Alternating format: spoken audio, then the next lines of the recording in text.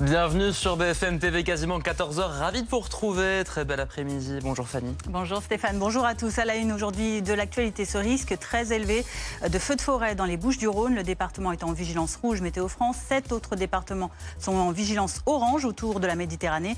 Ce qui inquiète particulièrement aujourd'hui, c'est le Mistral qui souffle fort dans un contexte de sécheresse et de chaleur. Nous serons avec Clémence Renard tout à l'heure dans les Bouches-du-Rhône où plusieurs massifs sont interdits aujourd'hui d'accès. On vous parlera aussi de la fraude sociale qui est une trahison, pour reprendre l'expression employée par la ministre de la Santé et du Travail, Catherine Vautrin, qui a détaillé son projet de loi pour économiser plus de 2 milliards d'euros sur les 13 que coûte cette fraude chaque année à l'État. Catherine Vautrin qui vise surtout les bénéficiaires. Décryptage complet dans un instant. Et puis Jean-Noël Barrot, choqué par des images ignobles diffusées par le Hamas, images de propagande du groupe islamiste palestinien qui montrent des otages israéliens détenus à Gaza, très faibles, amaigris. Le ministre français des Affaires étrangères qui demande leur libération sans condition.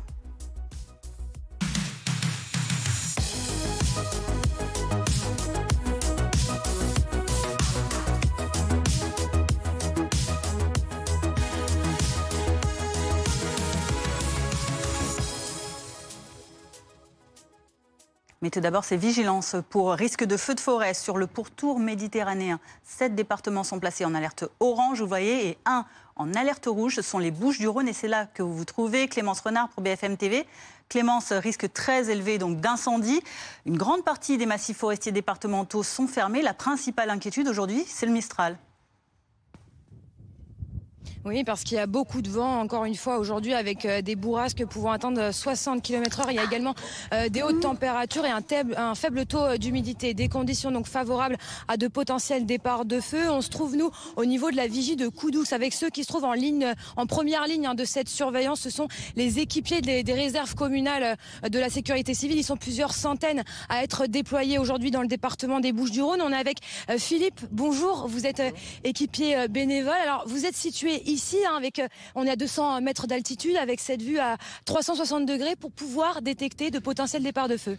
Oui, tout à fait. Pour pouvoir faire une surveillance du massif, donc on surveille tout ce qui est petit de fumée, de façon à pouvoir avertir directement le SDIS en donnant les coordonnées. Donc notre rôle à nous, c'est la surveillance et la prévention aussi. Donc là, sur un point fixe comme ça, je ne sais pas si vous voyez un peu, mais on a, avec ces bourrasques de vent à 60 km/h, on a de quoi faire. Voilà. On voit une tour derrière qui est équipée d'une caméra qui marche 24 heures sur 24 et qui est regardée par le SDIS 13. Vous avez des jumelles, une carte aussi pour pouvoir prévenir les pompiers. Vous avez aussi de l'eau, ça vous avez 600 litres d'eau pour pouvoir intervenir en cas de petit feu. Voilà, on a 600 litres d'eau pour pouvoir intervenir sur un feu naissant. Je dis bien naissant, c'est pas un grand feu, c'est un tout petit feu. Au-delà, c'est pas notre métier. Je veux dire, nous, c'est de la sécurité, je veux dire, c'est de la prévention. Donc, feu naissant, oui, sur un grand feu, c'est les pompiers qui vont intervenir. Et nous, après, notre rôle à nous, ce sera de faire un noyage de la zone en question. Voilà. Une fois que le feu est éteint. Donc là, vous avez la carte, c'est-à-dire que si vous apercevez de la fumée là au loin, vous regardez sur cette carte pour interpeller les pompiers. On donne les coordonnées au niveau des pompiers pour situer exactement où est le feu, qui va évidemment vérifier sûrement avec un autre dispositif pour croiser et pouvoir se rendre sur les lieux le plus précisément possible. Donc là, vous êtes mobilisé tout l'après-midi ici. Vous allez ensuite partir en patrouille dans les massifs qui sont fermés, notamment pour faire de la sensibilisation auprès de la population. Oui, tout à fait. Comme c'est la période estivale, on a beaucoup de gens, de touristes, de vacanciers qui se battent dans les massifs. Ils sont toujours pas au courant que nous sommes en zone rouge. Donc nous, notre rôle, c'est de dire, voilà, ces zones rouges, vous n'avez pas le droit d'être présent. Nous, on est gentils, on fait de la prévention. Si c'est les gardes forestiers, c'est différent. Là, ils sont sous peine d'une amende à régler immédiatement. Donc, une amende de 135 € par personne ? Tout à fait, 135 € par personne. Alors imaginez-vous une famille de 4 personnes, ça monte très vite à 405 €. 135 x 4, ça fait 405 à peu près. Merci beaucoup. Soyez donc vigilants. 16 massifs fermés sur 25 ici dans les Bouches-du-Rhône pour aujourd'hui. Je vous l'ai dit, il y a plusieurs centaines d'équipiers de la sécurité civile qui sont mobilisés en surveillance, avec également 500 pompiers mobilisés en caserne dans le département des Bouches-du-Rhône, avec 380 soldats du feu venus en renfort tout le week-end sur ce département. Clémence Renard avec Dorine Jarnias dans les Bouches-du-Rhône. Merci beaucoup. Loïc Rivière du service météo climat de BFM TV nous a rejoint.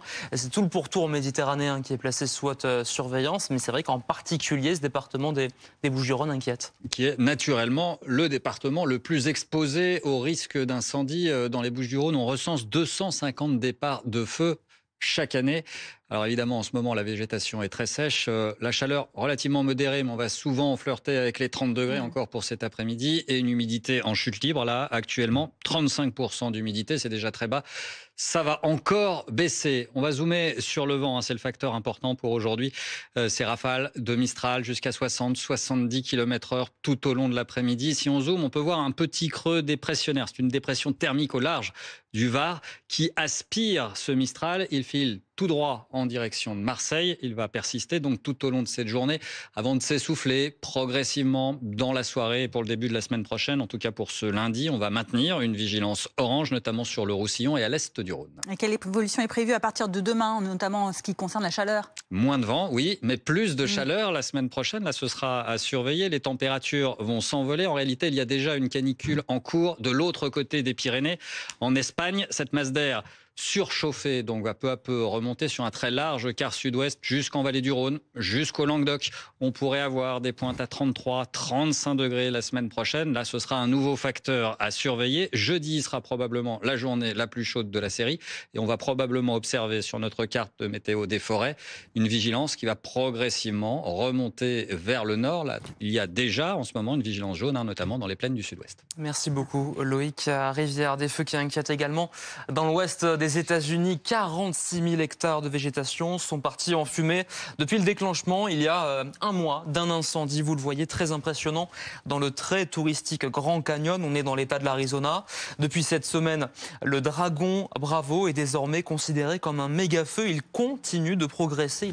Il est incontrôlable. Et seul 1/10 de l'incendie est actuellement maîtrisé. Les conditions météo aggravent la situation. Plusieurs dizaines de bâtiments ont été brûlés. Aucune victime heureusement à déplorer, mais les autorités craignent que ce feu ne rejoigne un autre incendie au nord de l'Arizona dans les prochains jours.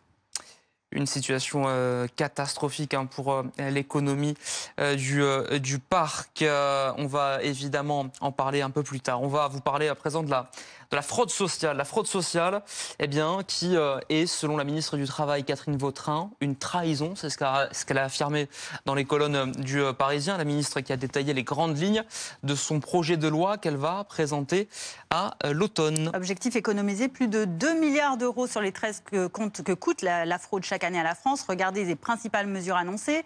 Améliorer les capacités de l'État à récupérer l'argent fraudé, par exemple en demandant le remboursement immédiat et intégral des sommes indûment perçues, ce qui n'est pas possible aujourd'hui. Faciliter la communication entre les différentes caisses pour mieux repérer les multifraudeurs, leur donner accès à l'ensemble du patrimoine des bénéficiaires, ou encore sur le volet sanitaire, obliger les opérateurs de transport sanitaire à se géolocaliser et à facturer électroniquement leurs prestations.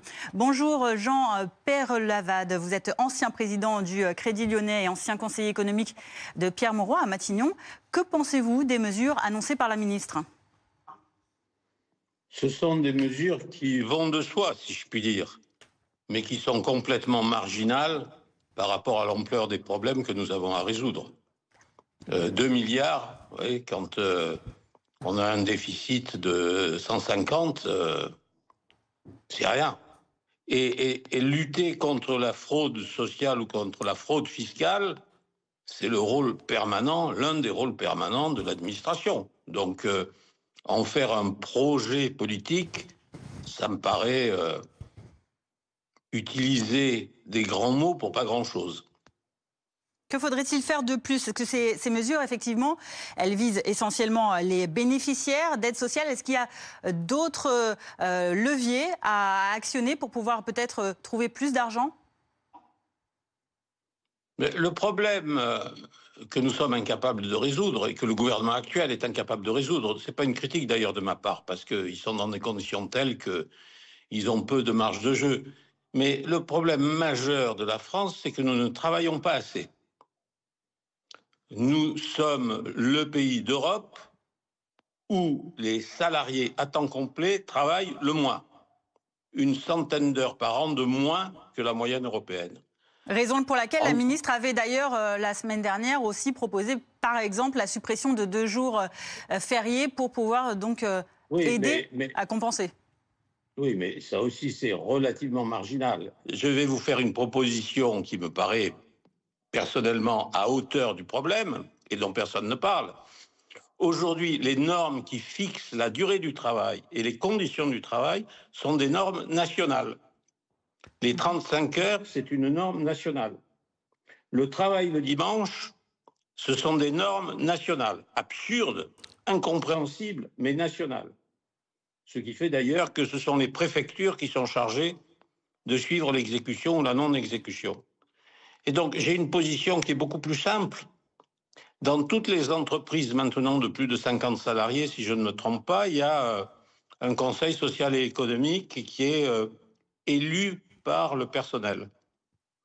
Pourquoi ne pas laisser aux entreprises et aux élus du personnel la décision, par accord bien entendu, de l'organisation du travail et de sa durée?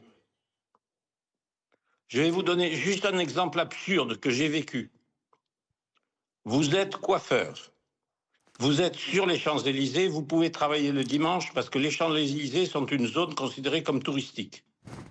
Vous êtes coiffeur, vous êtes 100 mètres derrière l'Arc de Triomphe, en face des Champs-Élysées, l'avenue Carnot, vous êtes interdit de travailler le dimanche.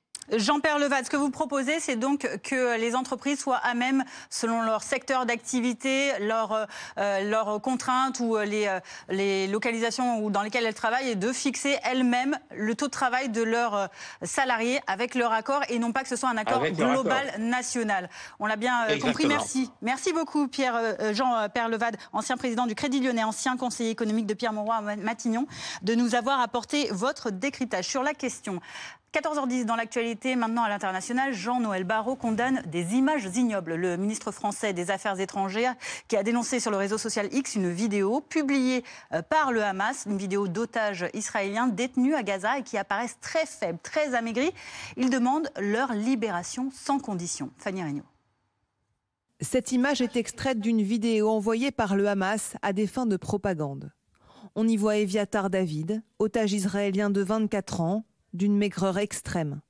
Il affirme, depuis l'un des tunnels de la bande de Gaza et sous la contrainte, ne pas avoir mangé depuis des jours et se sentir abandonné par son gouvernement.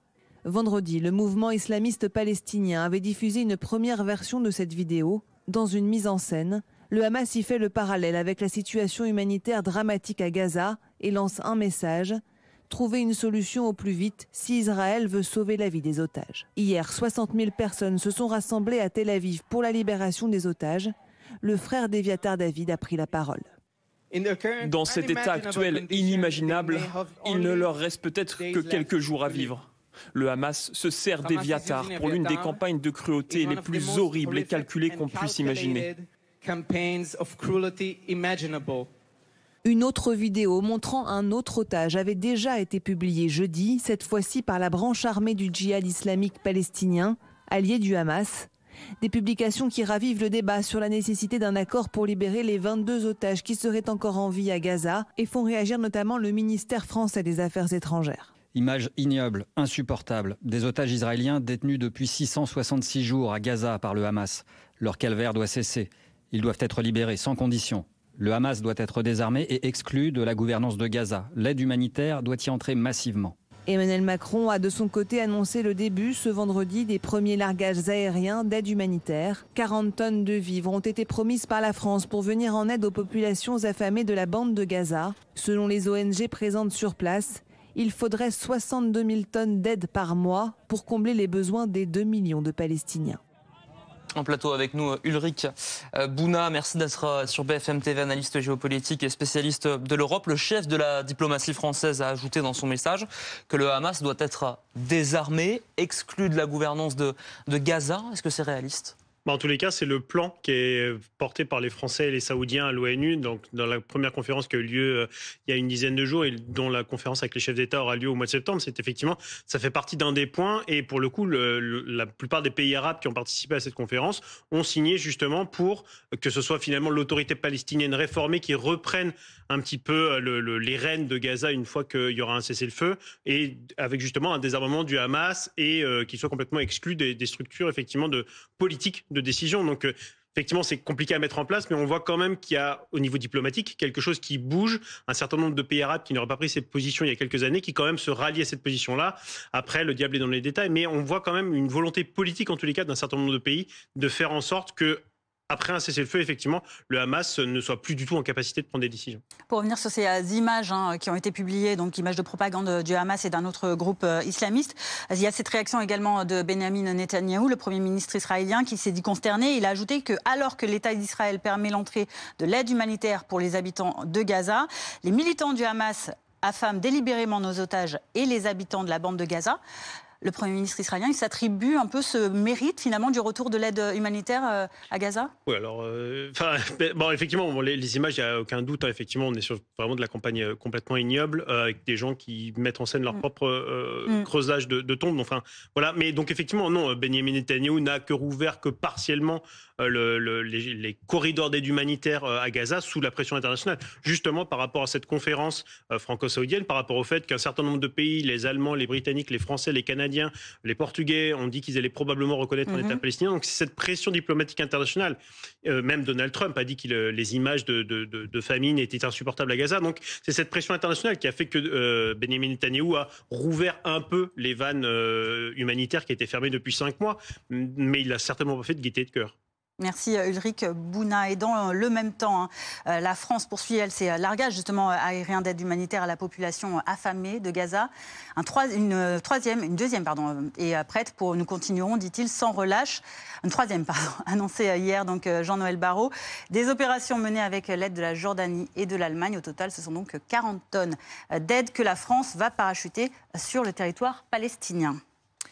La guerre entre l'Ukraine et la Russie, à présent sur BFM TV, avec ces drones ukrainiens qui ont touché un dépôt pétrolier russe dans la cité balnéaire de Sotchi. On est avec Guillaume Tac, notre correspondant BFM TV à Kiev. L'Ukraine poursuit ses frappes, Guillaume, sur des sites stratégiques russes. Oui, effectivement, les attaques de la nuit dernière qui ont visé un dépôt pétrolier à Sotchi et qui ont également visé plusieurs autres régions de Russie s'inscrivent dans la stratégie en cours de l'Ukraine, à savoir frapper principalement des infrastructures stratégiques, militaires, énergétiques et liées également au complexe industriel. On rappelle que dans la nuit du 1er au 2 août, déjà l'Ukraine avait frappé 4 régions différentes de Russie, y compris la région de Samara, où une raffinerie de pétrole, située pourtant à 800 km des frontières avec l'Ukraine, avait été touchée par des drones. En dépit du travail de la défense aérienne russe, selon les autorités russes, 112 drones à ce moment-là auraient été abattus, mais un certain nombre ont réussi à passer la défense. Et donc on constate que l'Ukraine, en représailles à l'attaque meurtrière menée par la Russie dans la nuit du 30 au 31, qui avait tué, on le rappelle, 31 personnes, dont 5 enfants ici à Kiev, l'Ukraine intensifie ses frappes contre les infrastructures stratégiques et énergétiques de la Russie, en espérant ainsi pouvoir dégrader le potentiel offensif de l'armée russe, à l'heure où des tractations diplomatiques se poursuivent et où Steve Witkoff, l'envoyé de Donald Trump, devait se rendre à Moscou pour potentiellement tenter de négocier une fin à ce conflit. Mais celle-ci semble encore bien loin, évidemment. Merci Guillaume Tac, correspondant BFM TV à Kiev. Ulrich Bouna, l'Ukraine frappe souvent ce type d'infrastructures pétrolières, gazières de la Russie ? Oui, effectivement, il y a une volonté de toucher, un petit peu comme le disait votre reporter, tout ce qui peut faciliter finalement un petit peu l'avancée de l'armée russe. Donc ça peut être effectivement des nœuds de transport, mais ça peut être aussi tout ce qui est dépôt pétrolier, voire même raffinerie, dans l'objectif finalement d'assécher littéralement la capacité des avions russes ou des blindés russes à avancer.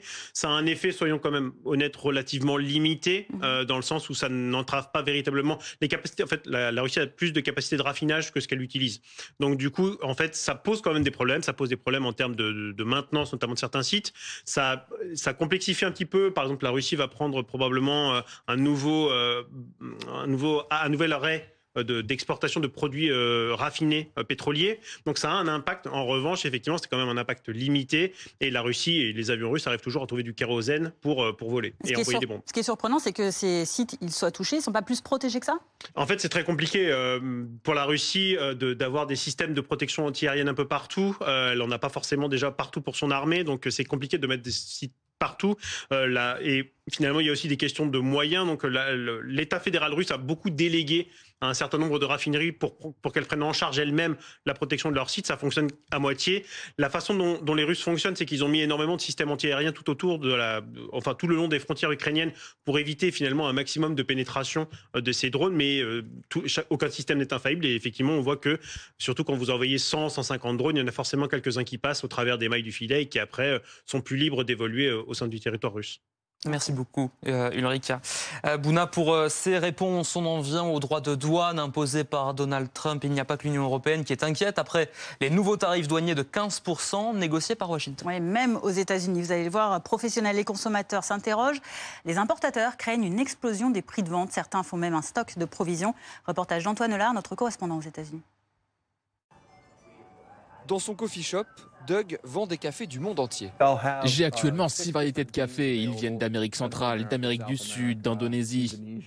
Mais à cause des droits de douane de Donald Trump, certains fournisseurs ont déjà commencé à augmenter leurs prix. Plus 10% par exemple pour ces grains du Nicaragua, une taxe que Doug va intégralement répercuter sur ses clients. Je n'ai pas d'autre choix car mon entreprise est trop petite pour absorber ces coûts. J'espère que tout cela ne va pas affreusement pénaliser mon business. Et il n'y a pas que le café qui va coûter plus cher. Les chaussures, les vêtements, les appareils électroniques vont voir leur prix augmenter dans les prochains mois, aux grandes dames des consommateurs. Ça va me faire mal au portefeuille. Je vais devoir me serrer la ceinture. Je vais me dépêcher d'acheter des habits et remplir mes placards avant l'arrivée des tarifs douaniers. Et ça n'est pas le seul effet sur l'économie américaine. Illustration, dans cette grande boulangerie française. Ici, de nombreux appareils comme ces fours sont importés. Ce sont des fours rotatifs. Dedans, on va cuire toute notre viennoiserie. C'est une chaleur tournante. Donc effectivement, ces fours-là, on les fait venir de France. C'est là où on a la meilleure qualité. L'entreprise doit en recevoir un nouveau cet automne. Et pour compenser les droits de douane, toutes les embauches sont désormais gelées. On a un certain budget pour la croissance, pour ouvrir de nouveaux magasins.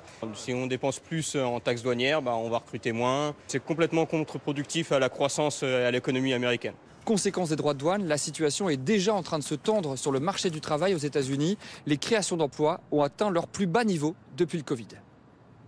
14h21, allez, un mot de sport et de natation aux mondiaux de Singapour. Je vois le sourire de Stéphane, on est tous ravis, forcément, avec cette finale de Léon Marchand sur 400 mètres 4 nages. Clément Brossard, journaliste RMC Sport, est avec nous. Le roi Léon a donc encore largement brillé, malgré des qualifications un peu difficiles ce matin. On était un peu inquiets ce matin, en effet. Et Léon Marchand aussi, il le disait, il a fini 7e des séries ce matin. Il était très très loin de son temps, en 4 minutes 13 secondes et quelques centièmes notamment. Et donc il partait 7e de temps sur cette finale-là, c'est-à-dire en ligne d'eau numéro 1, totalement excentré, pas la meilleure des positions, et pourtant, Léon Marchand a répondu tout simplement à ce qu'il est, c'est-à-dire une légende déjà de la natation française et de la natation mondiale, avec un nouveau chrono de 4,0473 centièmes. C'est le 4e chrono de sa carrière. Il est à un peu plus de 2 secondes du record du monde qu'il détient lui-même, mais c'était déjà un 7e titre mondial pour Léon Marchand qui a mis des secondes à la concurrence. Enfin, il est incroyable. Il flottait, encore une fois, à Singapour. Très très belle course, et puis on attend encore une course un peu plus tard. On saura s'il est encore...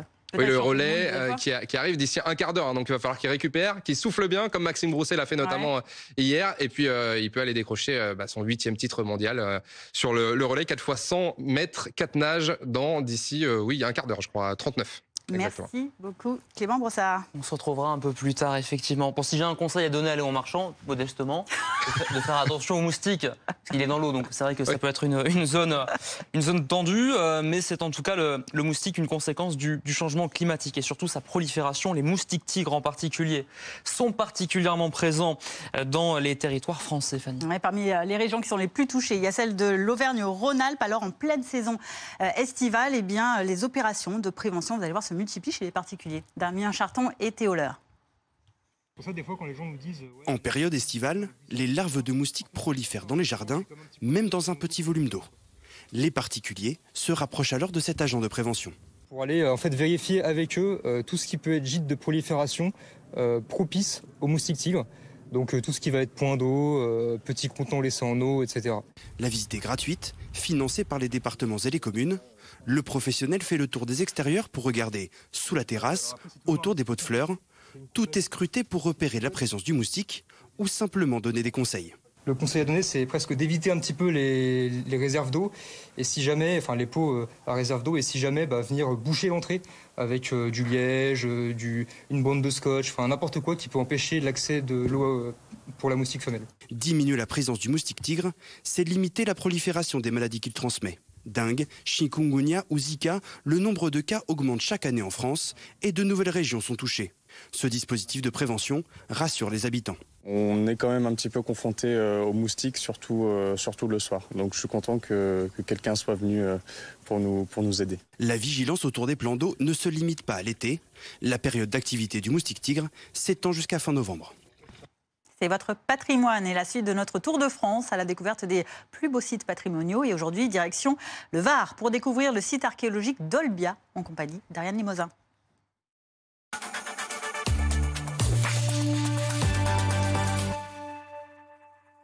Ici, à Hyères, entre terre et mer, se cachent les vestiges d'une cité grecque oubliée, Olbia. Fondée il y a plus de 2300 ans par les Grecs de Marseille, cette ancienne forteresse raconte à ciel ouvert des siècles d'histoire de l'Antiquité gréco-romaine au Moyen-Âge. Olbia a été fondée en 325 avant Jésus-Christ. Elle appartient à un réseau de colonies forteresses destinées à sécuriser la voie maritime contre la piraterie. Mais comment s'organisait la ville sous l'occupation grecque ?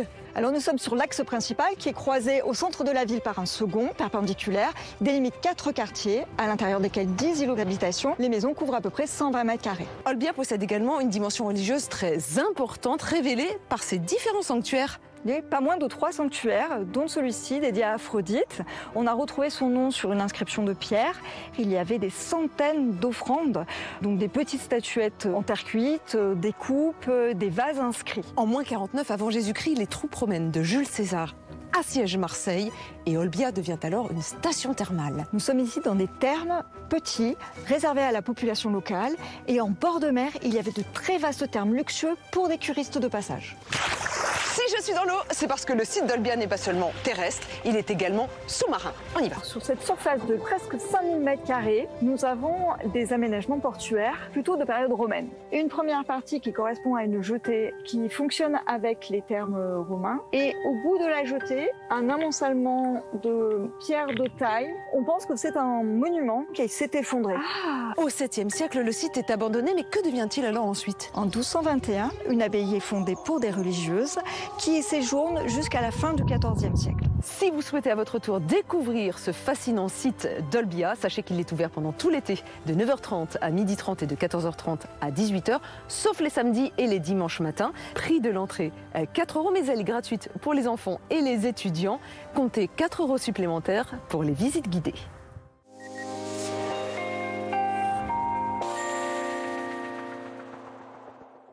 Prenons un peu d'altitude pour débuter ici au sommet du pic du Midi à 2877 mètres.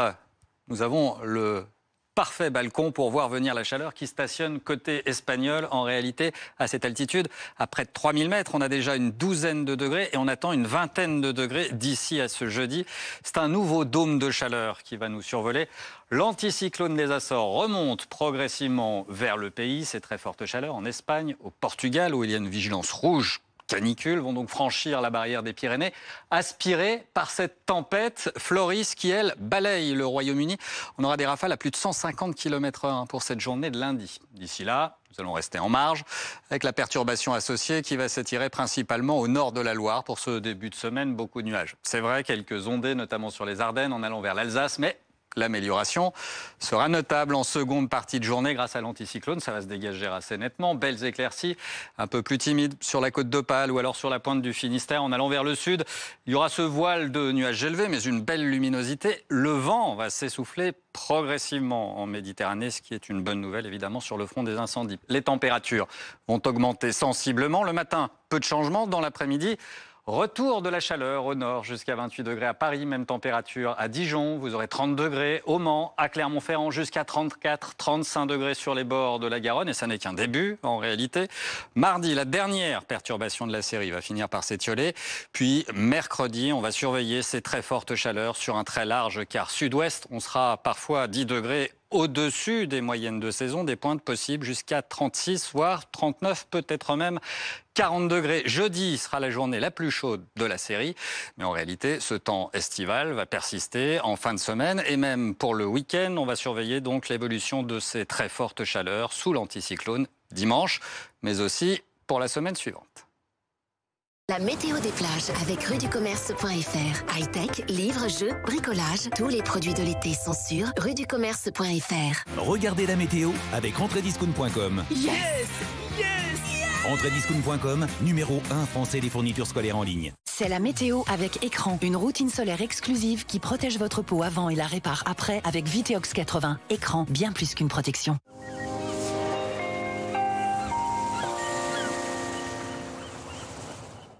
Le temps reste automnal près des côtes de la Manche. Pour l'instant, beaucoup de grisailles, quelques ondées possibles en remontant vers la côte d'Opale. 19 degrés dans l'eau, dans l'air, sur la plage de Malo, pas plus.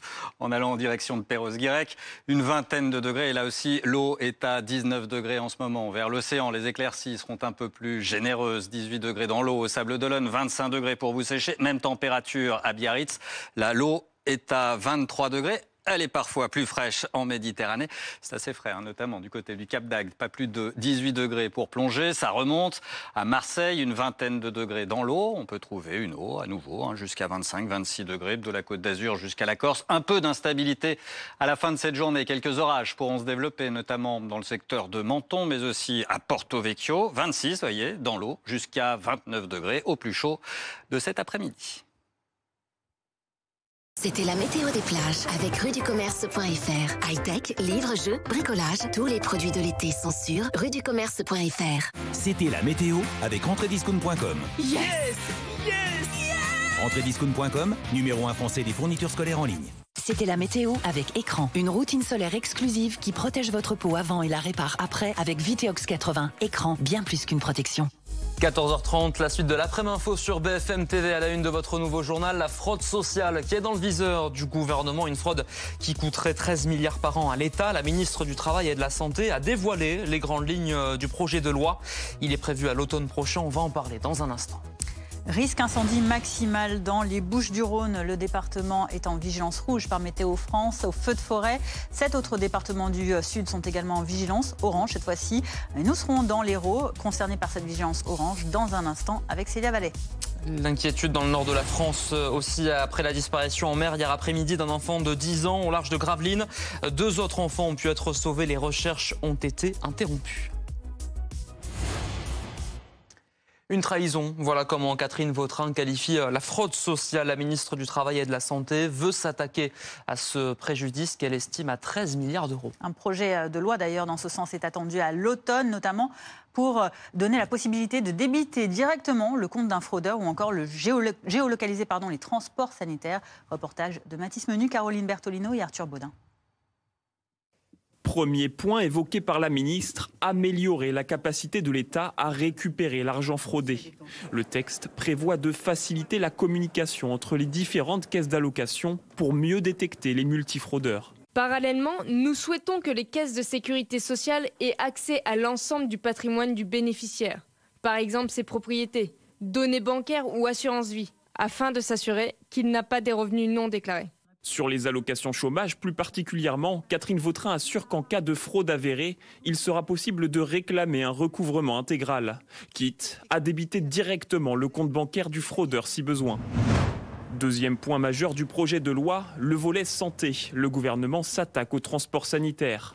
Ce qu'il propose, les géolocaliser pour garantir l'exactitude des kilomètres facturés. Un gros enjeu sur les transports sanitaires, parce que les transports sanitaires, c'est à peu près entre 6 et 7 milliards d'euros. C'est absolument énorme.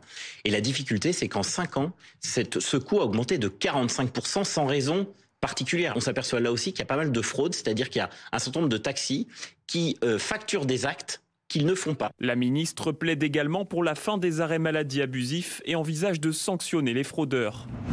Troisième point, le volet travail. Les entreprises et travailleurs indépendants représentent 56% de la fraude l'année dernière. L'essentiel des fraudes, c'est le travail dissimulé. Les micro-entreprises ont des taux de cotisation qui sont absolument très faibles. Ces sociétés qui pratiquent le travail dissimulé sans payer de charges sociales verront leur compte bancaire bloqué en cas de contrôle pour empêcher leur insolvabilité. On est en ligne avec Yann Brossat, sénateur de Paris, porte-parole du Parti communiste français. Merci d'être avec nous sur BFM TV. Catherine Vautrin, elle parle de trahison vis-à-vis de ceux qui cotisent. Le mot est fort, vous le partagez ? Évidemment qu'il faut lutter contre la fraude. Simplement, il faut lutter contre toutes les formes de fraude. Et de ce point de vue, il y a quand même un peu un deux poids, deux mesures. La fraude sociale, vous l'avez dit tout à l'heure, c'est 13 milliards d'euros de manque à gagner chaque année. La fraude fiscale, c'est 60 à 80 milliards d'euros chaque année. Or, pour ce qui est de la fraude fiscale, le moins qu'on puisse dire, c'est qu'on n'a pas le sentiment que le gouvernement y mette la même énergie, alors même que ce sont des sommes qui sont 5 fois plus importantes. Et donc, si on a envie d'être efficace, si on a envie d'être sérieux, si on a envie d'être juste, il faut avoir une vision à 360 degrés et lutter contre toutes les formes de fraude, et notamment la fraude fiscale qui représente les sommes les plus importantes et le manque à gagner le plus important pour les caisses de l'État. La ministre a quand même précisé justement sur les fraudes fiscales qu'elle allait s'attaquer et proposer des mesures ultérieurement. Mais pour revenir donc à ces fraudes pour l'instant sociales que la ministre a donc dénoncées et pour lesquelles elle propose des mesures, est-ce qu'on peut commencer à se dire qu'il faut bien commencer quelque part et que ça peut finalement essayer d'aider à trouver ce budget, ces économies ? Moi, je suis quand même frappé par une chose. Quand il s'agit de taper, par exemple, sur celui qui touche une prestation sociale alors qu'il ne le devrait pas, le gouvernement déploie une très grande énergie. Quand il s'agit en revanche de taper sur de très grosses boîtes qui, par exemple, détournent l'argent public, les aides publiques aux entreprises, 211 milliards d'euros d'aides publiques aux entreprises qui, pour un certain nombre de cas, conduisent à des licenciements, donc de l'argent que des entreprises prennent et qui derrière licencient contrairement aux engagements qu'elles ont pris vis-à-vis des pouvoirs publics, là, le gouvernement est aux abonnés absents. Donc une fois de plus, mon sentiment, c'est qu'on a affaire à une très grosse opération de communication de la part du gouvernement qui veut attirer l'attention sur la lutte contre la fraude sociale et faire oublier qu'en réalité, à partir de 2026, le gouvernement va faire les poches de tous les Français, pas uniquement les fraudeurs, tous les Français, ceux qui travaillent et qui vont devoir faire 2 jours supplémentaires de boulot sans salaire supplémentaire, l'augmentation des franchises médicales, l'augmentation du prix des médicaments, tout ça, ça va peser sur tous les Français. Donc je comprends bien que le gouvernement ait intérêt à insister sur la fraude sociale, mais enfin, c'est à tout le monde qu'il va faire les poches à partir de l'année prochaine. Merci beaucoup Yann Brossat, sénateur de Paris, porte-parole du PCF, d'avoir été avec nous sur BFM TV. L'actualité cet après-midi, c'est aussi le risque incendie très élevé, notamment dans le département des Bouches-du-Rhône, qui est en vigilance rouge. Et 7 autres départements méditerranéens sont, eux, en vigilance orange. C'est notamment le cas du département de l'Hérault. C'est là qu'on vous retrouve Célia Vallée, à Bessan. Célia, les soldats du feu qui se tiennent donc prêts sur place. Absolument, on est dans une caserne qui est prépositionnée avec des pompiers prépositionnés, prêts à intervenir sur le moindre départ de feu dans le département. Un camion vient juste de partir à l'instant, vous allez le voir sur les images de Loïc Albert. Ces camions qui sont donc prépositionnés ici dans la caserne de Bessan. On est à une vingtaine de kilomètres de Béziers, c'est une caserne où il y a beaucoup d'axes routiers autour. Donc c'est ici que les pompiers craignent le plus de départ d'incendie. Il faut dire qu'aujourd'hui, les conditions météorologiques sont favorables au départ de feu. Il fait chaud, il fait 30 degrés environ. Le taux d'humidité est bas et il y a du vent. Il va y avoir du vent cet après-midi jusqu'à 80 km/h. Plusieurs départs de feu ont eu lieu ce matin et hier, des feux qui sont circonscrits à l'heure où je vous parle. Hier, un homme a été interpellé justement pour un incendie qui s'est déclaré dans les hauteurs de Montpellier. C'est un mineur de 17 ans. Il a été placé en garde à vue. Les policiers ont fait usage de la force pour l'arrêter et l'enquête se poursuit. Il est actuellement en audition pour savoir à quel point il est impliqué dans cet incendie. Vallée avec Loïc Albert pour BFM TV. Un départ de feu aussi signalé du côté de Draguignan, pas significatif à ce stade, mais quand même un tout le pourtour méditerranéen est concerné par cette vigilance météo. On en vient à l'inquiétude à Gravelines, c'est dans le nord de la France, après la disparition d'un enfant d'une dizaine d'années en mer. Ils étaient 3 hier après-midi à s'être retrouvés en difficulté sur la plage. 2 d'entre eux sont sains et saufs, l'autre est donc introuvable. Les recherches ont été stoppées. Écoutez l'adjoint au maire de la commune en charge de la sécurité, il était sur BFM TV à la mi-journée. Les enfants, 3 enfants étaient sur une petite embarcation légère, type petit bateau pneumatique de plage. Et avec le vent, ils se sont un peu décalés. Ils ont échappé à la vigilance du papa et de l'oncle. Et malheureusement, pour une raison pas connue, la petite embarcation a chaviré. Un a pu être secouru par des pêcheurs. Le deuxième a été secouru par l'équipe de sauvetage de la plage. Et le troisième, malheureusement, n'a pas été retrouvé et a dû périr noyé. L'actualité internationale à présent prend la direction des États-Unis avec ce compte à rebours qui se poursuit, J-5 désormais, avant de possibles sanctions américaines si la Russie ne répond pas à la main tendue par Donald Trump et à ses injonctions de stopper la guerre en Ukraine. Antoine Lard, vous êtes notre correspondant BFM TV à Washington. Et avec vous, comment on le vit aujourd'hui, comment il le vit Donald Trump, cette absence de réponse du Kremlin ? Écoutez, on imagine que Donald Trump vit très mal cette situation. Il faut bien voir qu'il est l'homme le plus puissant du monde et il ne supporte pas d'être impuissant face au chef du Kremlin. Trump se voit aussi en super négociateur, sauf que pour le moment, il n'a rien réussi à obtenir de Vladimir Poutine. Trump est donc aujourd'hui à bout de patience. Il sait aussi que c'est sa crédibilité qui est en jeu dans cette affaire, surtout que Trump est obsédé par le prix Nobel de la paix. Il pense qu'il le mérite. Sa porte-parole l'a encore redit avant-hier. Il pense surtout qu'il le mérite parce que Barack Obama l'a eu quand il était président. Trump est jaloux de Barack Obama. Mais évidemment, tant que la guerre en Ukraine se poursuit, ses rêves de prix Nobel ne risquent pas de se matérialiser. Et tout cela, évidemment, alimente encore un peu plus la frustration de Donald Trump. Ce qui est remarquable, en tout cas, c'est l'évolution du président américain sur le dossier ukrainien. Lorsqu'il est arrivé à la Maison-Blanche en janvier dernier, souvenez-vous, il était très bien disposé à l'égard de Vladimir Poutine, prêt à lui accorder beaucoup de choses, prêt par exemple à reconnaître l'annexion des territoires ukrainiens, des territoires à l'est de l'Ukraine, en échange d'un arrêt des combats. Cette stratégie n'a pas fonctionné et Trump a fini par comprendre que Vladimir Poutine le mène en bateau et c'est pour cette raison bien, que depuis plusieurs semaines déjà Trump a très nettement haussé le ton contre la Russie. La question désormais c'est de savoir si il passera de la parole aux actes et si dans 5 jours, à l'expiration de cet ultimatum, il prendra réellement des sanctions contre la Russie. Trump dit que ce sera le cas, mais on verra donc ce qui se passe vendredi prochain. Antoine Lard pour BFM TV à Washington. Toujours en plateau, Ulrich Bouna, analyste géopolitique et spécialiste de l'Europe. Cette latence, ce silence, il faut le voir comme une forme de partie de poker entre les deux chefs d'État ? Oui, il y a un peu de ça. Après, Vladimir Poutine, il répond rarement directement à ces coups de pression internationaux. Il a quand même répondu indirectement. Il a répondu lorsqu'il a fait cette conférence de presse avec le président du Bélarus, Loukachenko. Il a dit, déjà, il a répété ses objectifs de guerre qui n'ont pas changé, grosso modo la capitulation de l'Ukraine. Et il a eu des phrases, par exemple, toutes les déceptions naissent d'attentes démesurées, ce qui est plutôt un message indirect à Washington en disant n'en demandez pas trop, vous n'obtiendrez pas tout ce que vous voudrez. Donc il est probable que finalement Vladimir Poutine répond un peu indirectement. Il attend aussi de voir ce que va lui proposer Steve Witkoff, l'envoyé un petit peu multicarte de Donald Trump sur tous les conflits un peu chauds. Ils vont probablement se rencontrer début de semaine prochaine et donc effectivement Vladimir Poutine attend de voir. Il reste droit dans ses bottes. Son armée progresse laborieusement dans l'est de l'Ukraine. Il continue à bombarder les villes, il s'en tire pour l'instant à bon compte et donc finalement il attend de voir si les Américains font une nouvelle proposition encore plus proche de ses positions à lui ou si au contraire, comme le disait votre reporter à New York ou à Washington, si finalement Donald Trump fait ce qu'il dit, c'est-à-dire impose des vraies sanctions ou si au contraire on est sur des demi-mesures et donc finalement Vladimir Poutine aurait eu raison de rester inflexible. Et dans ces conditions, on a un peu du mal à voir comment un cessez-le-feu pourrait être conclu d'ici vendredi. Oui, clairement. Ce serait effectivement un geste de bonne volonté de Vladimir Poutine. Si jamais il comprend que des sanctions massives, par exemple une aide massive militaire à l'Ukraine de la part des États-Unis, des sanctions secondaires sur à peu près tout le monde, ça pourrait peut-être effectivement changer un peu le calcul de Vladimir Poutine. Mais pour l'instant, effectivement, rien n'indique que ce sera le cas et que ça nécessite donc un changement de cap de son côté.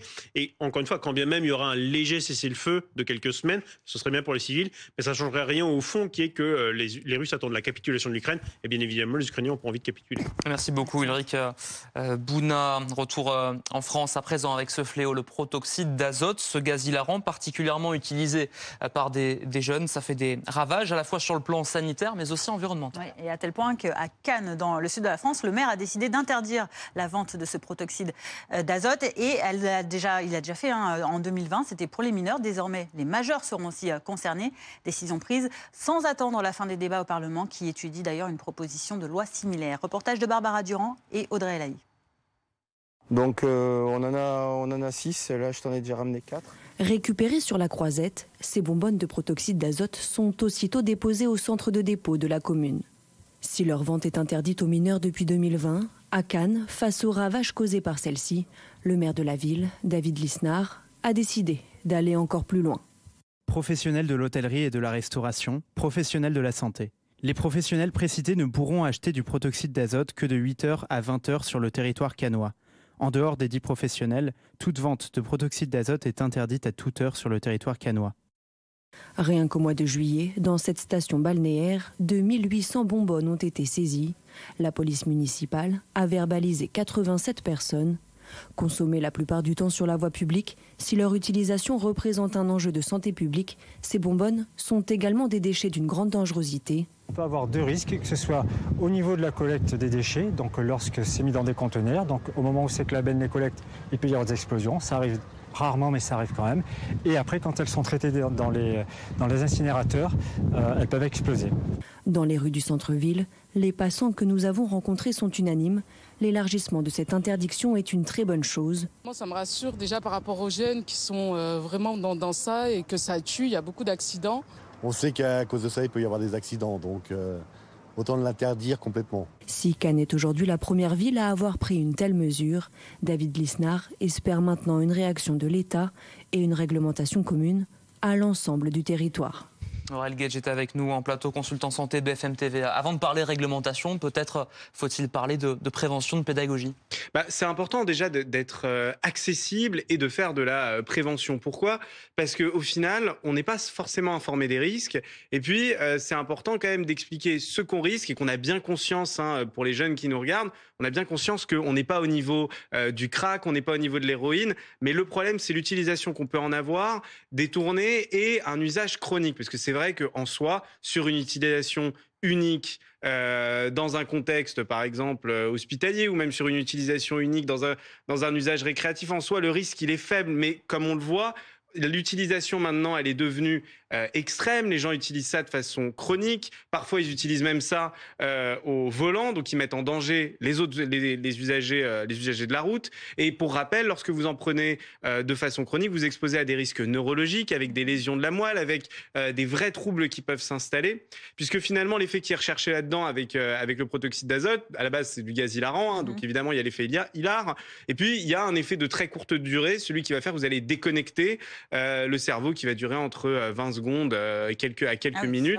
Et cet effet-là, c'est cet effet-là qui est recherché. Mais c'est important aussi de rappeler que dans l'utilisation qui est faite, déjà, il y a un risque de brûlure, parce qu'en fait, avec les capsules, c'est des capsules au froid, donc il y a des risques de se faire des brûlures au niveau des mains. C'est ce qu'il y avait dans les bombes de Chantilly ? Dans les bombes de Chantilly, puisque c'est en fait l'usage détourné, puisque vous avez le gaz hilarant, soit vous en trouvez dans le milieu médical, nous on l'utilise, mais c'est mêlé à de l'oxygène quand on fait des sutures, quand on fait des petits gestes. Ça permet tout simplement de faire le geste en toute sécurité. Le patient, il est conscient, il respire, mais il y a de l'oxygène dedans. Et puis, la majorité des usages qui sont faits actuellement, c'est en achetant des capsules de Chantilly, parce que dedans, vous n'avez que du protoxyde d'azote. Ils le mettent dans un ballon, on inspire, et derrière, le problème, c'est qu'il n'y a pas d'air, il n'y a pas d'oxygène dedans, il n'y a que du protoxyde d'azote, donc il y a un risque d'asphyxie qui se surajoute. Pour rappel, il y a des risques de chute, parce qu'il y en a qui font ça debout, donc le problème, c'est qu'ils chutent et ils peuvent se faire extrêmement mal, faire des traumatismes crâniens. Et alors, le pire, c'est les gens qui mettent en danger les autres, c'est-à-dire qu'ils font ça en conduisant, en faisant une autre activité, puisque pour rappel, l'objectif recherché, c'est de déconnecter le cerveau. Donc si vous faites ça alors qu'il y a une activité où il y a une nécessité d'avoir des réflexes, c'est tueur pour les autres et c'est extrêmement dangereux. Donc, c'est bien de sensibiliser là-dessus, c'est bien de rappeler qu'on sait que, oui, les conséquences sur un usage ponctuel, elles sont minimes, voire inexistantes, mais que réellement, si on prend ça tout seul ou si on utilise ça pour se sentir bien, c'est que probablement qu'on a besoin d'aide. Il ne faut pas hésiter à en parler à ses proches. Merci pour ce rappel et pour ces précisions, Aurel Gage, donc consultant santé BFM TV. 14h47, on en vient à présent aux vacances, puisque vous êtes pour la plupart en vacances, chanceux que vous êtes, et direction la Vendée. Allez, c'est là qu'on vous emmène aujourd'hui, avec ces belles plages des Sables d'Olonne, où on commence ce mois d'août, avec l'espoir de rattraper un mois de juillet qui a été un peu timide sur le plan touristique. Hugo Smag, vous êtes sur place pour BFM TV. Timide peut-être aussi parce que le budget des Français est serré cet été. Un budget serré et des prix qui augmentent, voilà, c'est ce que les Français nous disent ici au Sables d'Olonne depuis ce matin. On les a interrogés et ils nous expliquent que cette année, au moment de faire le budget, il a fallu faire des arbitrages. Certaines activités sur lesquelles on va passer, d'autres qu'on va privilégier, notamment les activités gratuites et des dépenses sur lesquelles on va faire attention, sur les locations, où est-ce qu'on part également. Je vous propose justement d'écouter ces Français qu'on a interrogés ce matin. Ils sont au micro de Chloé Berthaud. Alors cette année, on a fait un choix, comme on a prévu de partir en vacances une deuxième fois, de faire un budget un peu plus serré que les autres années. Alors il y a des activités qu'on mettra de côté et on va faire plus des choses, visites, moins payantes. C'est vrai qu'on fait attention. Par rapport aux autres années, je trouve qu'il y a une augmentation. Écoutez, nous, cette année, on est venu chez des amis. Voilà, on vient régulièrement les voir, quoi.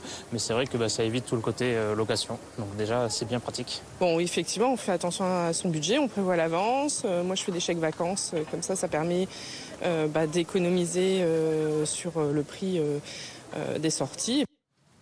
Un sujet revient particulièrement également dans les conversations, c'est celui des restaurants. Beaucoup nous disent on ne va pas entièrement passer dessus pendant les vacances, mais par contre on risque de réduire nos dépenses au niveau de la restauration et plutôt se faire à manger chez soi, au logis, dans le mobil-home. Ça c'est un sujet notamment dont l'UMI a parlé, l'Union des métiers et des industries hôtelières, qui estime que les restaurateurs perdent 15 à 20% de leurs revenus par rapport à l'an dernier, par rapport à juillet dernier, ce qui les inquiète évidemment énormément en ce début de mois d'août.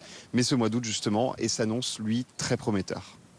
Hugo Smag avec Chloé Berthaud au Sables d'Olonne. Il est à 14h50 sur BFM TV. Qu'il soit de la taille d'une pièce de 2 € ou pas, vous avez peut-être déjà eu un impact sur votre pare-brise. Mais attention, des arnaques circulent en ce moment. Pour le faire remplacer, ça se passe le plus souvent par téléphone, mais aussi sur les réseaux sociaux. Ce sont des réparateurs non agréés par les assurances qui multiplient des offres attractives, quitte à vous proposer en plus des cadeaux. Mais alors avant de charger votre assurance, des pratiques donc frauduleuses qui peuvent vous coûter cher. Reportage de Bastien Dufour et Pierre-Olivier Dantan.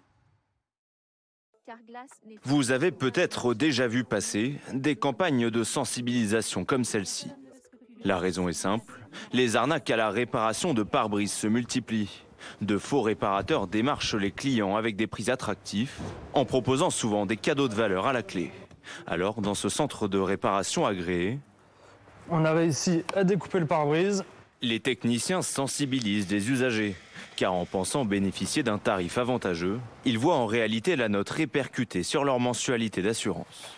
C'est bon Thomas, le pare-brise est posé. Pour ne pas se faire avoir, mieux vaut donc garder quelques principes en tête. S'il y a un démarchage commercial, téléphonique ou de la galerie marchande, ça peut être quelque chose qui est un peu louche et sur lequel il faut être vigilant. Quand un prestataire vous propose une Switch, un jacuzzi ou ce genre de choses, forcément, ça doit vous mettre la puce à l'oreille. Les assureurs dénoncent cette pratique, car en 2023, la fraude à l'assurance automobile représentait 237 millions d'euros. Le coût d'un remplacement va du simple au double. C'est 750 à plus de 1400 euros un remplacement. Il n'y a pas une activité où on vous remet un cadeau de cette ampleur par rapport au prix d'achat. Ça n'existe pas. C'est une vraie inquiétude. Si on continue sur ces bases-là, évidemment, il y aura des répercussions qui seront fortes. Pour ne pas prendre de risques, contactez votre assureur en premier lieu. Il saura vous rediriger vers un centre de réparation agréé. L'infotrafic avec la nouvelle appli Coyote pour éviter les amendes et rouler à la bonne vitesse. Coyote, faire la route ensemble.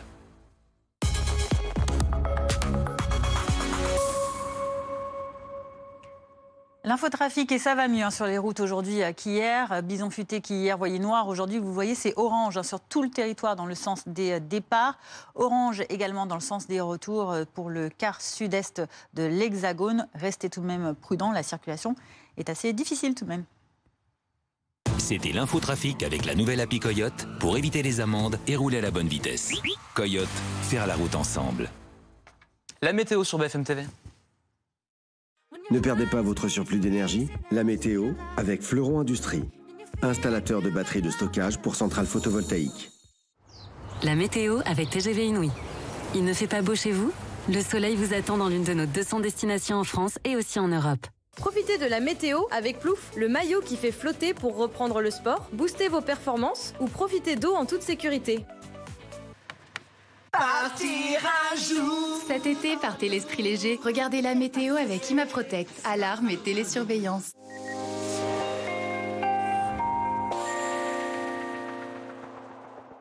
L'été va se rattraper la semaine prochaine. L'instabilité va peu à peu s'estomper. Je vous propose un rapide tour d'Europe. Pour commencer, nous allons dans un premier temps dans le golfe de Gênes avec cette très forte instabilité qui régnait ce samedi. Les orages ont fait leur tour d'honneur sur ce secteur. C'est un orage supercellulaire qui s'est enroulé pendant plus de 3 heures avec ses éclairs en série. De notre côté des Alpes maintenant, c'est le risque d'incendie qui est à surveiller. En direction de l'Espagne et du Portugal, une canicule est déjà en cours. Vigilance rouge d'ailleurs pour le Portugal. Cette masse d'air surchauffée va peu à peu franchir la barrière des Pyrénées, aspirée notamment par cette tempête qui s'enroule sur le Royaume-Uni. On attend des vents à plus de 150 km/h en direction de l'Écosse pour ce début de semaine. Nous allons rester en marge. Il y aura tout de même cette perturbation associée qui va s'étirer au nord de la Loire en tout début de matinée pour ce lundi. Un ciel chargé. Quelques ondées, des pluies assez fines, notamment des Ardennes jusqu'à la Lorraine. Elles vont s'estomper dans l'après-midi et l'amélioration sera notable en seconde partie de journée. Les éclaircies vont s'imposer, un peu plus timides sur la côte d'Opale ou sur la pointe du Finistère en allant vers le sud. Un soleil voilé. Le vent va s'essouffler progressivement en Méditerranée. Les températures vont pouvoir remonter. Le matin, peu de changements. Dans l'après-midi, retour de la chaleur dans le nord du pays. 28 notamment à Paris, à Dijon, jusqu'à 34, voire 35 degrés sur les bords de la Garonne.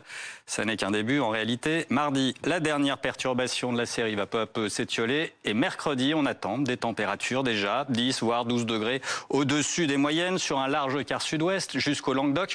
Peut-être même des pointes jusqu'à 40 degrés. Jeudi sera la journée la plus chaude de la série, mais en réalité, la chaleur va se maintenir jusqu'au week-end suivant.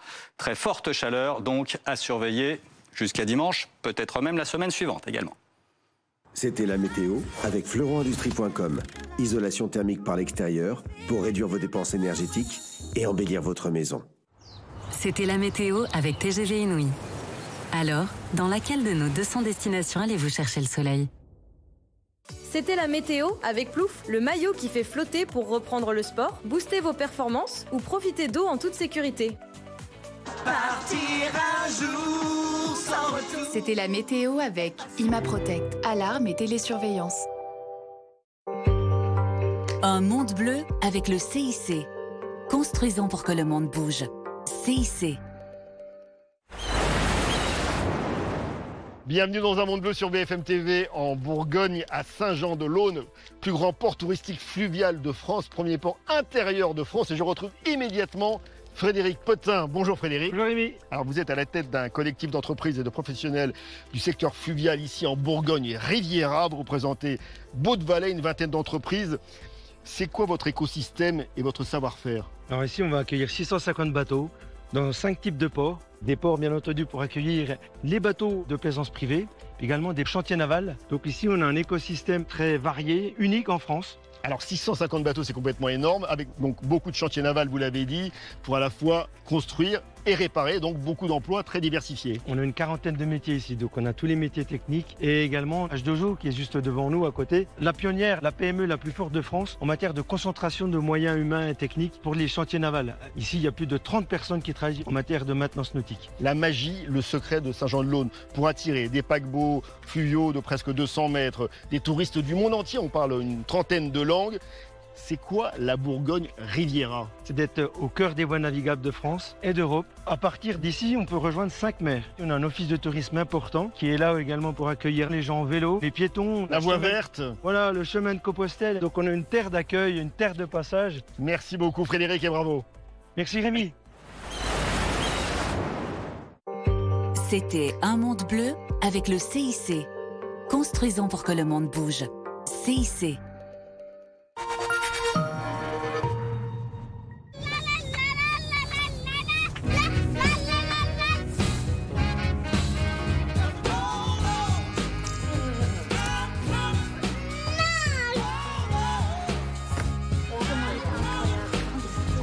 Alors? Bah t'as vu? Oui mais attends, mais... Ah oui mais non, mais Chouchou, attends, non, attends.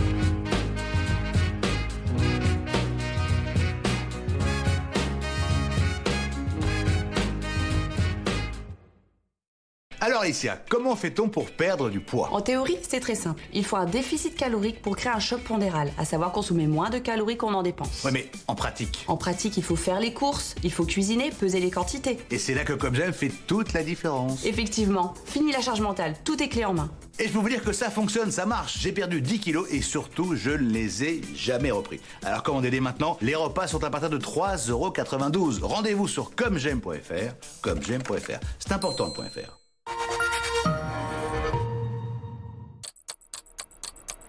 C'est le moment de faire le plein d'énergie. Avec Nutribullet, un maximum de nutrition en un minimum d'effort. 7 jours sur 7. Et pour vous, c'est quoi la mobilité plus abordable? C'est de pouvoir faire réparer ma voiture en maîtrisant mon budget. Pour vos pièces auto, les garages AD vous proposent leur marque de distribution Isotech au service de votre pouvoir d'achat. Prenez rendez-vous sur ad.fr. AD, c'est sûr depuis 40 ans.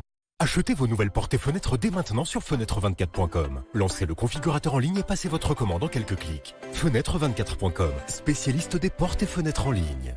Les amis, j'ai fait Comme J'aime il y a 7 ans et j'ai perdu 10 kilos et surtout, je ne les ai jamais repris. Comme J'aime, ça marche pour tout le monde. Angélique, 36 ans de Cournon d'Auvergne, conseillère financière, a perdu 7 kilos en 1 mois et demi. Benjamin, 51 ans de Nantes, travaille dans le transport routier de marchandises, a perdu 28 kilos en 10 mois. Sandrine, 52 ans qui habite Paris, contrôleur de gestion, a perdu 21 kilos en 1 an. Alors pour perdre du poids, à partir de 3,92 € par repas. Rendez-vous maintenant sur commej'aime.fr. Commej'aime.fr, c'est important .fr. Vous savez quoi? Même en vacances, mes clients prennent rendez-vous sur carglass.fr. C'est simple. Ils choisissent le lieu, le créneau. En quelques clics, c'est fait. Comme ça, pas de changement dans leur programme. Alors vous aussi, même en vacances, prenez rendez-vous sur carglass.fr et tapez bien .fr pour être sûr d'arriver chez nous. Carglass remplace. En plus, en ce moment, Carglass vous offre les essuie-glaces. À la Matmut, nos conseillers vous proposent un bilan gratuit pour ajuster vos contrats selon vos besoins et votre budget, y compris à la baisse. Et ça, c'est plus juste pour tous. Matmut, élu marque de l'année 2025. 15h sur BFM TV à la une de l'après-info aujourd'hui. C'est vigilance pour risque de feu de forêt sur le pourtour méditerranéen. 7 départements sont placés en alerte orange et une vigilance rouge qui concerne les Bouches-du-Rhône. C'est là qu'on va retrouver Clémence Renard pour BFM TV. Le risque est donc très élevé, Clémence. Dans le département, une grande partie des massifs forestiers sont fermés. La principale inquiétude aujourd'hui, c'est le Mistral. Oui, parce qu'il y a toujours beaucoup de vent avec des bourrasques pouvant atteindre les 60 km/h avec des températures très élevées, un taux d'humidité très faible et ici, la végétation est très sèche. Alors vous le voyez, on se trouve maintenant juste au-dessus de l'autoroute A7 qui concentre également toutes les inquiétudes. On est avec l'équipe qui est en première ligne de cette surveillance. On est avec Philippe, vous êtes équipier à la réserve communale de Coudoux pour la sécurité civile. Là, ça concentre les inquiétudes, cette autoroute notamment, parce que vous me disiez tout à l'heure, il peut y avoir des jets de mégots et donc beaucoup de départs de feu ici. Tout à fait, comme vous voyez, la végétation est très sèche, elle est jaune. Il suffit d'une cigarette mal écrasée ou d'un jet de cigarette et un départ de feu part très vite, surtout par un vent allant jusqu'à 70 km/h, ça peut aller très vite. Donc c'est pour ça que notre inquiétude à nous, c'est de venir voir sur ce point haut, faire un point fixe au niveau de l'autoroute. Comme vous avez pu voir aussi, tout à l'heure, on a croisé des gens qui étaient en colline, qui se baladaient. Donc, pareil, on les a rappelés à l'ordre en disant que de pouvoir sortir du massif, comme le massif Les Rouges, c'était interdit de se balader. Voilà. Ça, vous allez être mobilisés toute la journée, jusqu'à au moins ce soir, pour surveiller tout le massif forestier, ce qu'il y a autour, au cas où il y a des départs de feu, aussi pour sensibiliser la population. Quel va être votre programme là aujourd'hui? Notre programme, jusque tant que le SDIS nous dit de remballer, je veux dire, on va surveiller, faire des points fixes, patrouiller dans le massif. Donc de façon à faire de la prévention et à faire de la surveillance. Donc en complément des vigies qui sont déjà armés avec du personnel. Merci beaucoup. Voilà les équipes donc mobilisées sur le terrain. Effectivement, Philippe le rappelait, on a croisé tout à l'heure des promeneurs dans ce massif qui est fermé. 16 massifs fermés au total sur 25 dans ce département des Bouches-du-Rhône. Soyez vigilants puisque l'addition peut être salée. Vous vous exposez à une amende de 135 €. Clémence Renard en direct de Coudoux avec Dorine Jarnias pour BFM TV. 15h02 et cette déclaration, la fraude sociale est une trahison. Dans les colonnes du Parisien, la ministre du Travail et de la Santé, Catherine Vautrin, détaille donc les grandes lignes du projet de loi qu'elle présentera à l'automne.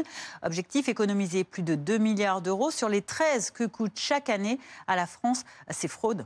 Plusieurs mesures pour ce faire, selon la ministre du Travail et de la Santé. Vous les voyez à l'écran. Faciliter le contrôle des allocataires, communiquer pour repérer les multifraudeurs, accéder au patrimoine des bénéficiaires ou encore interdire le cumul de revenus illicites et du chômage. Dans l'actualité à l'international à présent, Jean-Noël Barrot condamne des images ignobles. Le ministre français des Affaires étrangères sur le réseau social X qui a parlé d'une vidéo publiée par le Hamas, des vidéos montrant des otages israéliens détenus à Gaza, apparaissant très maigres, très affaiblis, et il demande leur libération sans condition. Reportage de Fanny Regnault. Cette image est extraite d'une vidéo envoyée par le Hamas à des fins de propagande. On y voit Eviatar David, otage israélien de 24 ans, d'une maigreur extrême. Il affirme, depuis l'un des tunnels de la bande de Gaza et sous la contrainte, ne pas avoir mangé depuis des jours et se sentir abandonné par son gouvernement. Vendredi, le mouvement islamiste palestinien avait diffusé une première version de cette vidéo. Dans une mise en scène, le Hamas y fait le parallèle avec la situation humanitaire dramatique à Gaza et lance un message: trouver une solution au plus vite si Israël veut sauver la vie des otages. Hier, 60 000 personnes se sont rassemblées à Tel Aviv pour la libération des otages. Le frère d'Eviatar David a pris la parole. Dans cet état actuel inimaginable, il ne leur reste peut-être que quelques jours à vivre. Le Hamas se sert d'Eviatar pour l'une des campagnes de cruauté les plus horribles et calculées qu'on puisse imaginer. Une autre vidéo montrant un autre otage avait déjà été publiée jeudi, cette fois-ci par la branche armée du djihad islamique palestinien, allié du Hamas.